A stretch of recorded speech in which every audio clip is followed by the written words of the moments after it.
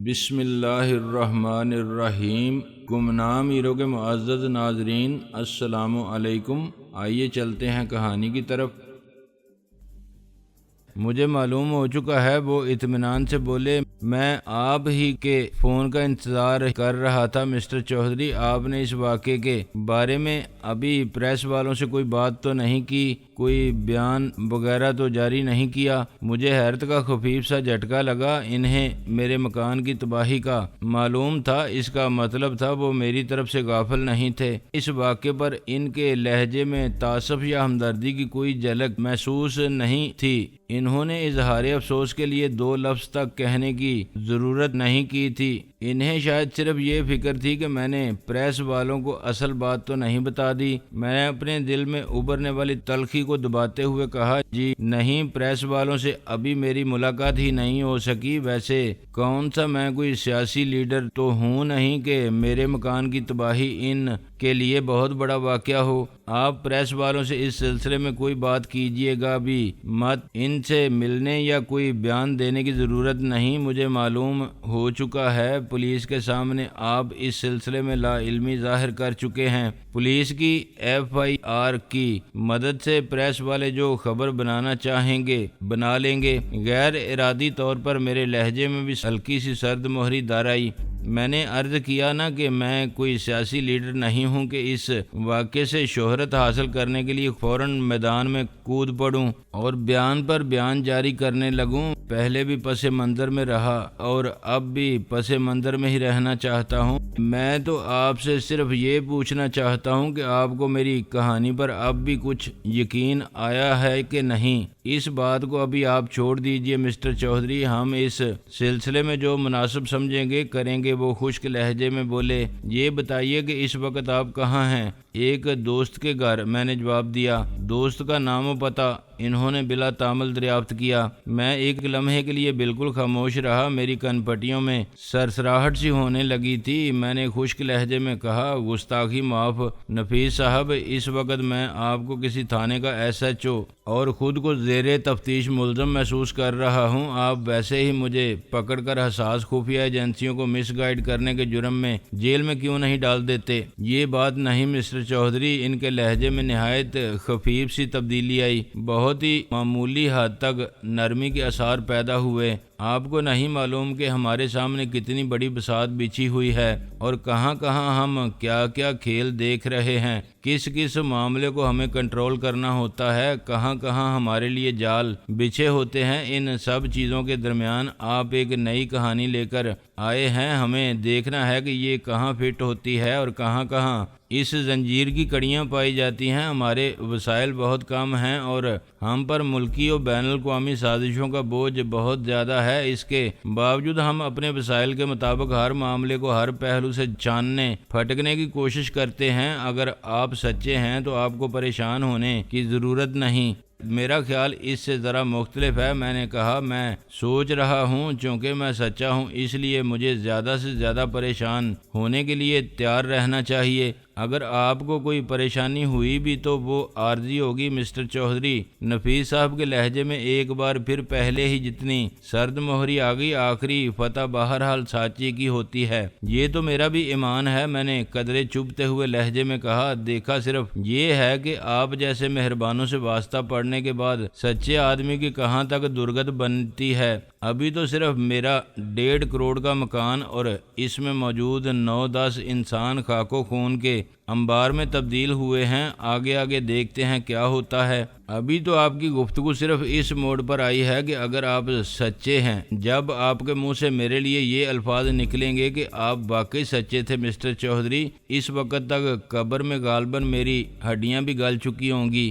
آپ جوان آدمی ہیں، جذباتی باتیں کرتے ہیں مسٹر چودھری۔ وہ سپاٹ لہجے میں بولے، ہمارے کام میں جذبات کا کوئی دخل نہیں۔ ہم کبھی جذبات کے ہاتھوں مس گائیڈ ہونے کا خطرہ مول نہیں لے سکتے۔ آپ نے میرے سوال کا جواب نہیں دیا۔ کون سا سوال؟ میں آپ کے جواب سن کر سوال بھول گیا ہوں۔ یہی کہ آپ اس وقت کس دوست کے ہاں ٹھہرے ہوئے ہیں؟ آپ کے لیے تو شاید اس کا نام زیادہ شناسا نہ ہو، ویسے وہ اس ملک کی جانی پہچانی شخصیت ہے، ستارہ نام ہے، سپر سٹارز میں شمار ہوتا ہے اس کا۔ میں نے جواب دیا، اوہ یس، غالباً فلم سے تعلق ہے ان کا۔ وہ گویا ذہن پر زور دیتے ہوئے بولے، آپ ٹھیک سمجھے، میں نے ہلکے سے احتجاجیہ لہجے میں کہا۔ انہوں نے میرے لہجے پر کوئی توجہ نہ دی اور پرخیال انداز میں بات جاری رکھتے ہوئے بولے، ٹھیک ہے مسٹر چودھری، میں کوشش کروں گا کہ آپ جہاں بھی رہیں مجھے اس بارے میں اطلاع ملتی رہے، لیکن آپ کے حق میں بہتر یہی ہے کہ آپ خود بھی مجھ سے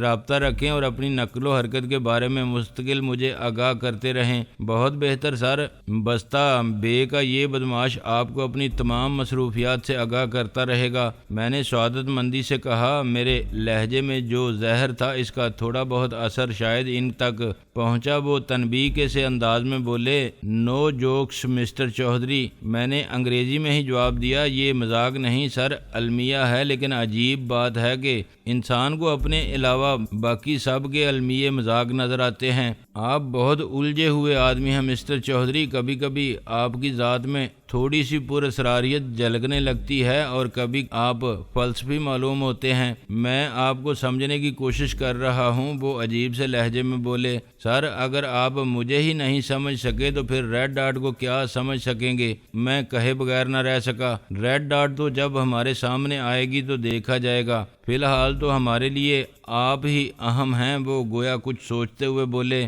میں نے آپ کی فائل کھلوا دی ہے، پہلے ہم آپ کے بارے میں تمام معلومات جاننا اور کھنگالنا چاہتے ہیں کہ آپ کون ہیں، کس طرح سانپ کے بل میں پہنچے ہیں اور کس طرح نمایاں حیثیت اختیار کی ہے۔ ہمارے لیے یہ بے حد ضروری ہے۔ بہت خوب نفیس صاحب، واقعی کن پٹیاں تپنے لگیں۔ اسے کہتے ہیں نماز بخشوانے جانا اور روزے گلے پڑ جانا۔ میں تو حب الوطنی کے نشے میں کچھ زیادہ ہی سرشار آپ کو ایک بھیانک خطرے سے خبردار کرنے کے لیے وہاں آیا تھا۔ اس سلسلے میں تو ابھی آپ نے اور شاید دوسری ایجنسیوں نے بھی انگلی تک نہیں ہلائی، لیکن میری فائل قابل رشک پھرتی دکھائی ہے۔ میں آپ کو اس عظیم کارنامے پر مبارکباد پیش کرتا ہوں۔ واقعی یہ ایک ایسا عظیم کام ہے جو بہت بڑی ایجنسی ہی انجام دے سکتی تھی، یہ کسی چھوٹے موٹے ادارے کی بس کی بات نہیں تھی۔ زیادہ طنز یا لہجہ اختیار کرنے کی ضرورت نہیں۔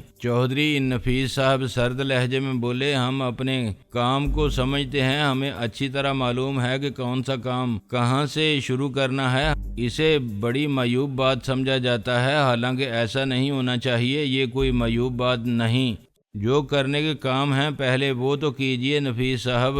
میں نے تلخ سی ہنسی کے ساتھ کہا، یہاں تو قوم کو بربادی کے گڑھے میں دھکیل کر چلے جانے والوں کا پورا ریکارڈ نہیں ملتا، ڈاکو کے گھر میں کسی اور کو پولیس مقابلے میں ہلاک کر دیا جاتا ہے اور اوقات خانہ پوری کے لیے اور افسران بالا کی خوشنودی کے لیے ہول سیل کے حساب سے پولیس مقابلوں میں نامعلوم لوگوں کو مروا دیا جاتا ہے۔ پہلے جو اندھیر مچا ہوا ہے اس میں تو کچھ کام کر لیجئے، ریکارڈ کو بعد میں کمپیوٹرائزڈ کراتے رہیے گا۔ یہ سب اسی لیے تو ہے کہ ہمارے ہاں ریکارڈ درست نہیں، کوئی نظام نہیں ہے۔ وہ زور دے کر بولے، جی نہیں، میرے خیال میں تو یہ اس لیے ہے کہ ہمارے کردار درست رکھنے کا کوئی نظام نہیں۔ مجھے اندیشہ ہے کہ ہمارے ہاں آ کر تو کمپیوٹر بھی جھوٹ بولنے لگیں گے، کیونکہ کمپیوٹر آج خود تو نہیں چلتے، انہیں بھی انسان ہی چلاتے ہیں۔ پھر میں نے گہری سانس لے کر کہا، ویسے میرے بارے میں تو آپ نے ناحق ہی تکلیف کی، میری فائل تیار کرنے میں کتنے ہی لوگوں کا وقت اور انرجی برباد ہوگی۔ آپ مجھے حکم دیتے، میں خود اپنے یوم پیدائش سے لے کر اب تک کی تمام تفصیلات لے کر خود حاضر خدمت ہو جاتا۔ پہلی بار میں نے ان کی دھیمی سی ہنسی سنی، لیکن حیرت کی بات تھی کہ جب وہ بولے تو ان کے لہجے کی سرد مہری میں کوئی کمی نہیں آئی تھی۔ اپنے بارے میں بتاتے تو سبھی بہت کچھ ہے مسٹر چودھری، سیاسی لیڈر بھی لاکھوں کے مجمع کے سامنے کھڑے ہو کر اپنے بارے میں بہت کچھ بتاتے ہیں، لیکن جو ہم معلوم کرتے ہیں وہ عموماً بہت مختلف ہوتا ہے۔ میں کوئی بات دل میں نہیں رکھتا نفیس صاحب، میں نے ایک لمحے کی خاموشی کے بعد کہا، اس وقت میں واقعی سنجیدگی سے سوچ رہا ہوں کہ میں نے خواہ مخواہ اپنے آپ کو اتنے لمبے چکروں میں پھنسایا، اتنے اہم اداروں کو بھی تکلیف دی اور ان کا وقت ضائع کیا۔ اس سے تو بہتر تھا کہ میں ریڈ ڈاٹ کی پیشکش قبول کر لیتا۔ ہماری طرف سے آپ کو اب بھی اجازت ہے، آپ چاہیں تو ان کی پیشکش قبول کر لیں، شاید اسی طرح ہمیں ان تک پہنچنے کا موقع مل جائے۔ وہ بولے۔ ان کی بات میں وزن تھا، لیکن میں نے ٹھنڈی سانس لے کر کہا، اب تو وقت ہاتھ سے نکل گیا، اب تو میں ان کے زیر عتاب آ چکا ہوں، اب تو وہ میرے اقرار پر صرف ہنسیں گے۔ میں واقعی خلوص دل سے بھی ان کے حکم کا غلام بننا چاہوں تو وہ مجھے اس کا موقع نہیں دیں گے۔ اعتبار جو اٹھ چکا ہے، ہر سودا طے پانے کا ایک وقت ہوتا ہے، یہ سودا طے پانے کا وقت گزر چکا ہے۔ اس وقت مجھے صرف دم کی کمی محسوس ہو رہی ہے، ورنہ میں مکمل طور پر اپنے آپ کو دھوبی کا کتا محسوس کرتا ہوں جو نہ گھر کا ہوتا ہے نہ گھاٹ کا۔ اس بار نفیس صاحب بولے تو ان کا لہجہ خاصا بدلا ہوا تھا، نہایت ملائمت سے وہ سرگوشی کے سے انداز میں بولے، آپ کو اتنا بھی بد دل ہونے کی ضرورت نہیں مسٹر چودھری، آپ دراصل اندازہ نہیں کر سکتے کہ ہماری ذمہ داریاں کتنی نازک ہیں، ہمیں ہر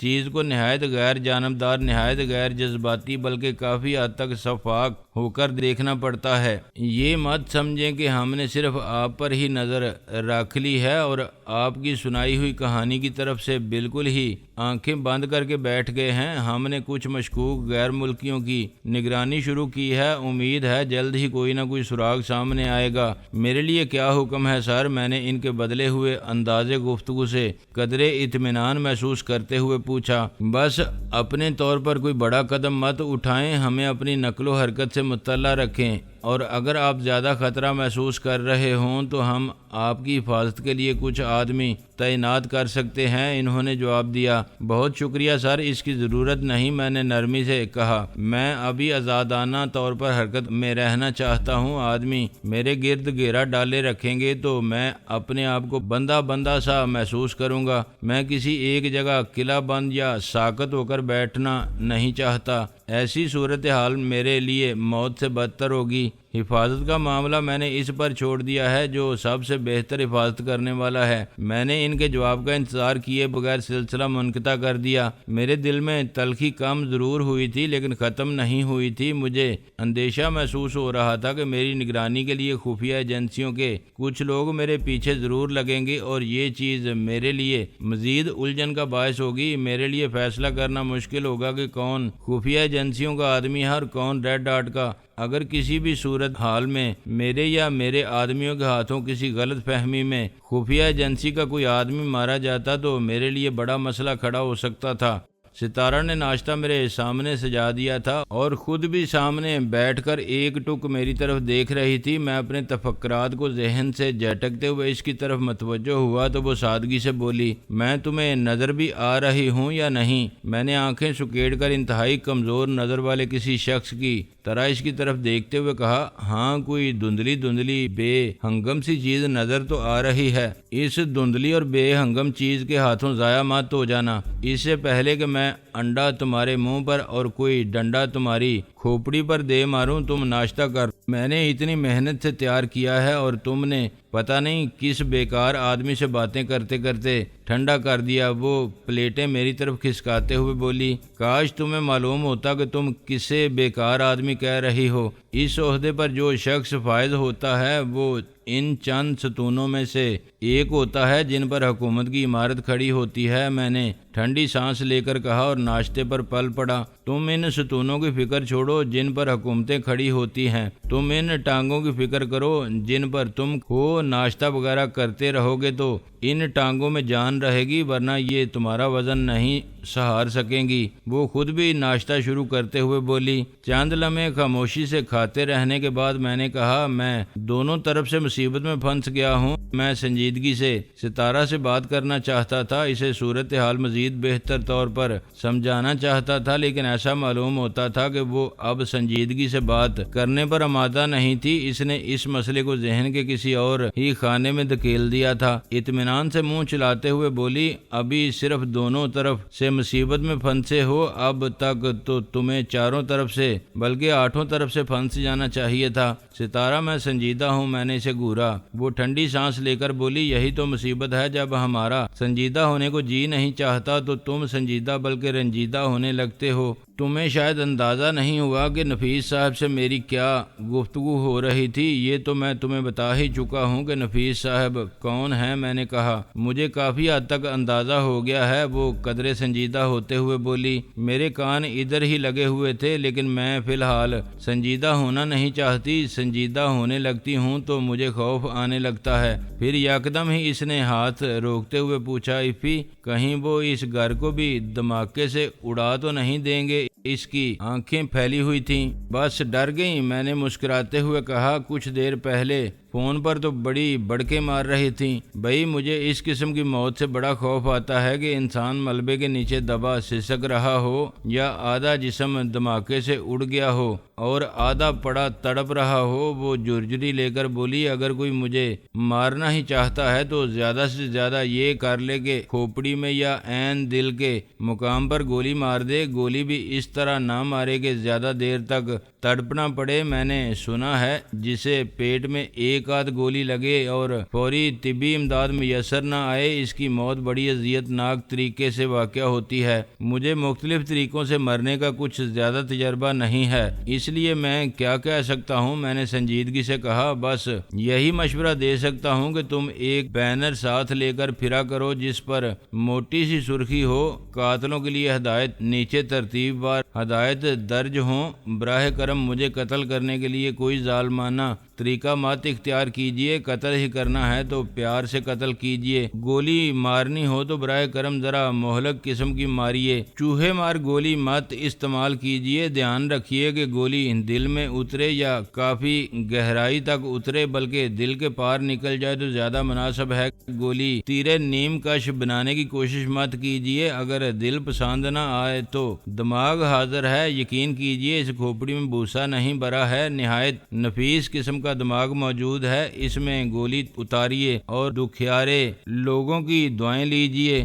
وہ دھیرے دھیرے منہ چلاتی رہی اور مجھے گھورتی رہی، پھر ٹھنڈی سانس لے کر بولی، میں سنجیدہ ہوتی ہوں تو تمہاری رگے ظرافت پھڑکنے لگتی ہے اور دیر تک پھڑکتی ہی چلی جاتی ہے۔ میں ویسے ہی ایک بات ختم کر رہی تھی، تم نے مذاق ہی بنا لیا۔ ویسے تم ہو بہت سنگ دل، زندگی کے انتہائی دردناک پہلوؤں میں بھی مذاق ڈھونڈ لاتے ہو۔ بس اب رونے کی ضرورت نہیں ہے، میں سنجیدہ ہو جاتا ہوں۔ پوچھو کیا پوچھنا ہے، میں نے جلدی سے کہا۔ بس کچھ نہیں پوچھنا مجھے، باڑ میں جاؤ تم۔ وہ مصنوعی خفگی سے منہ پھلا کر بولی، بھائی تم ایسی باتیں پوچھتی ہو جن کا جواب میں خواب میں بھی نہیں دے سکتا۔ ویسے میرے خیال میں تمہارے مکان کو دھماکے سے اڑائے جانے کا امکان کم ہے، اتنی جلدی وہ ایک تجربے کو دہرانے کا خطرہ مول نہیں لیں گے۔ بہرحال اب بھی وقت ہے، تم کہو تو میں کچھ حفاظتی انتظامات کر دیتا ہوں، میں نے ملائمت سے کہا۔ حفاظتی انتظامات تو تمہارے گھر پر بھی کافی موجود تھے، وہ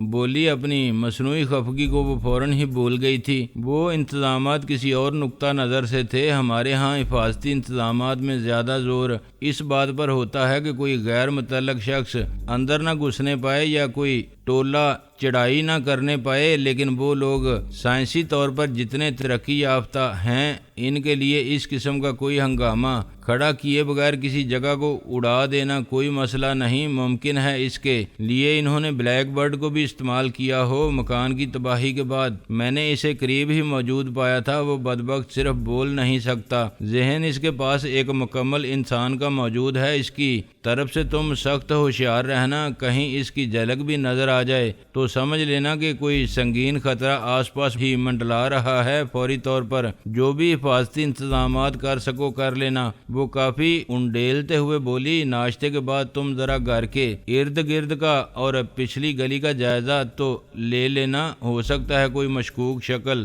منڈلاتی ہوئی نظر آ جائے۔ وہ لوگ ایسے کچے کام نہیں کرتے، میں نے کہا۔ بہرحال تمہارے اطمینان کے لیے میں جائزہ لے لوں گا۔ ناشتے کے بعد میں نے پورے گھر کا باریک بینی سے جائزہ لیا کہ کہیں کوئی پلاسٹک بم، کہیں کوئی مشکوک چیز تو موجود نہیں، لیکن کہیں کچھ نہ ملا۔ میں نے دونوں طرف لان پر بھی ہر باڑ ہر پودے کا جائزہ لیا، پچھلی گلی کا چکر لگایا، دیواروں تک کو چیک کیا۔ اس کام میں کافی دیر لگ گئی۔ اس دوران ملازم بھی اٹھ چکے تھے اور اپنے کاموں میں لگ گئے تھے۔ ستارہ شوٹنگ پر جانے کی تیاری کرنے لگی تھی۔ اس دوران اس کے دونوں گارڈز بھی آ چکے تھے جو صرف دن کی ڈیوٹی پر مامور تھے۔ کلف لگی نیلی وردی میں وہ دو ادھیڑ عمر سرخ و سفید مستعد افراد تھے جن کی گنیں پولیس والوں کی طرح کندھوں پر لٹکی ہوئی تھیں۔ ڈیزی نامی ایک کرسچین لڑکی بھی آ گئی تھی جسے ستارہ نے آج کل سیکٹری رکھا ہوا تھا۔ وہ تینوں باہر برآمدے میں بیٹھ کر چائے پینے اور ستارہ کے تیار ہونے کا انتظار کرنے لگے۔ میں اس دوران ٹیلی فون پر مصروف رہا۔ ستارہ تیار ہو کر آئی تو